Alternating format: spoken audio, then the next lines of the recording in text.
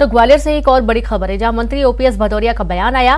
क्षत्रिय समाज का राज पूरी पृथ्वी पर होगा। क्षत्रिय किसी भी दल में हो, हम उसका साथ देंगे। बुद्धिजीवी जातियों ने समाज का दुरुपयोग किया, हमारे समाज को बदनाम और साजिश का शिकार बनाया। हमारे समाज के नेताओं को रावण कहा जा रहा है, हमें सचेत रहना होगा।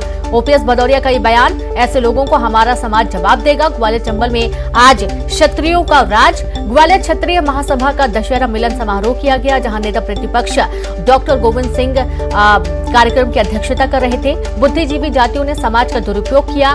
मंत्री ओपीएस भदौरिया का बयान कि हमारे समाज को बदनाम और साजिश का शिकार बनाया गया। बात की है तो वो संगठन की है। जहां संगठन होता है वहां शक्ति होती है, और जहां शक्ति होती है वहां राजनीति में हमारा हस्तक्षेप बढ़ता है, और जब राजनीति में हमारी हिस्सेदारी बढ़ती है तो हमारा विकास होता है और समाज का कल्याण होता है। मैंने बहुत संक्षेप में ये बात कही है, पर इसको समझने की आप कोशिश करना। पर दुर्भाग्य की बात है कि जो बहुत चतुर कौमें थी, जो बहुत बुद्धिजीवी जातियां थी, बहुत लंबे समय तक हमारे समाज का दुरुपयोग करती रही और हमारे समाज को बदनाम और साजिश का शिकार करती रही। चाहे आप राजनीति के क्षेत्र में देख लें, ग्वालियर चंबल संभाग का जो परिदृश्य है, कहीं न कहीं क्षत्रिय समाज का प्रतिनिधित्व अस्तित्व बढ़ा है, राजनीति में आपकी हिस्सेदारी बढ़ी है। पर इसके सबके पीछे अगर कोई कारण है तो वो कारण है आपकी संगठन, आपकी ताकत, आपकी क्षमता। और आपकी क्षमता का तो कोई विकल्प नहीं है, केवल उस क्षमता को पहचानने की जरूरत है। और जिस दिन ये समाज अपनी क्षमता को पहचान लेगा, उस दिन ये समाज पूरे पृथ्वी पर राज करेगा। ये मैं इस बात की आपको बताना चाहता हूं। और दुर्भाग्य की बात है कि ये जो आपकी संगठन शक्ति है और ये जो आपकी ताकत है, इसको बहुत सारी कौमें, बहुत सारी जातियां सहन नहीं कर पा रही। वो आपको बदनाम करना चाहती है, हमारे समाज के नेताओं को रावण कहना चाहती है, हमारे समाज के नेताओं को रावण जैसी छवि बनाना चाहती है। हमें इसको सचेत रहना होगा। और मैं आह्वान कर रहा हूं आप लोगों से कि जो हमारे समाज के वरिष्ठ नेताओं को बदनाम करने की कोशिश करेगा, जो हमारे समाज के वरिष्ठ नेताओं की छवि खराब करने की कोशिश करेगा, जो हमारे समाज की छवि करने का कोशिश करेगा, उसके कोई जवाब अगर देगा तो यहाँ बैठे हुए समाज के बुद्धिजीवी वर्ग देगा, समाज का एक एक नौजवान देगा। लेकिन कई वर्षों से रामलीला आप लोग कर रहे हैं, और मैं ये भी जानता हूं कि कई वर्षों से आप अंत में दशहरा के दिन रावण भी मारते हैं। तो पता नहीं क्यों रावण मर नहीं रहा।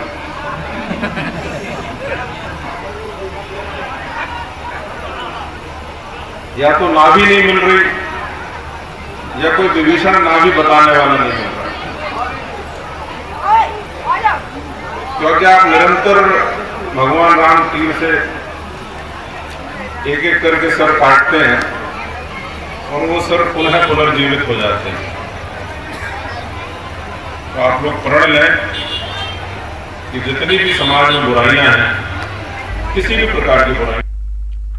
और चलिए एक बार फिर शुरू करेंगे, संवाददाता सुशील जुड़े हैं। सुशील, मंत्री ओपीएस भदौरिया का बयान, अक्सर ये देखा जाता है कि अपने समाज को मजबूत करने के लिए, जागरूक करने के लिए इस तरीके के आयोजन किए जाते हैं, लेकिन कहीं ना कहीं समाज को तो एक जोश भरने वाला इनका भाषण था, लेकिन अन्य लोगों के लिए कहीं ना कहीं एक अराजकता का माहौल भी पैदा करता है पूरे समाज में।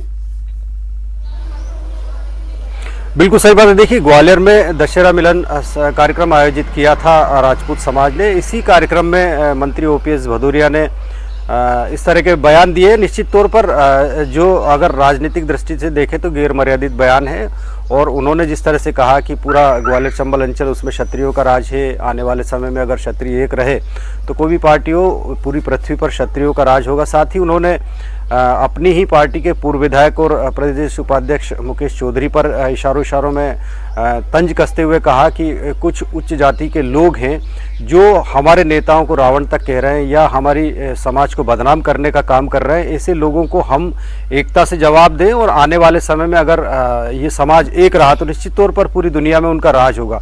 तो कहीं ना कहीं ये पार्टी लाइन से हटकर उनका बयान है। एक सामाजिक कार्यक्रम में उन्होंने बयान दिया था, लेकिन कहीं ना कहीं इस तरह के बयान से निश्चित तौर पर एक राज्य मंत्री स्तर का नेता इस तरह का बयान देता है तो ज़रूर दो समाजों के बीच दूरियां बढ़ती है, खाइयां पैदा होती है। आपको बता दें कि कुछ दिन पहले जो बीजेपी के पूर्व विधायक है, प्रदेश उपाध्यक्ष मुकेश चौधरी, उन्होंने रामलीला के दौरान इस तरह का इशारों में पूर्व जो वहाँ के नेता प्रतिपक्ष डॉक्टर गोविंद सिंह, उन पर निशाना साधते हुए उनको रावण तक कह दिया था इशारों में। इसी बयान के काउंटर में ओपीएस भदौरिया ने राजपूत समाज के कार्यक्रम में इस तरह का बयान दिया है। तो कहीं ना कहीं इस तरह के जो बयान है वो राजनीतिक तौर पर गैर मर्यादित है, और उसके अलावा देखिए सामाजिक तौर पर भी इस तरह के बयान से कहीं ना कहीं खाइयां पैदा होती है। तो निश्चित तौर पर राज्य मंत्री स्तर के नेता अगर इस तरह का बयान देता है तो सियासी विवाद तो पैदा होता ही है, कहीं ना कहीं जातिगत विरोधाभास भी जो आने वाले समय में पैदा होंगे।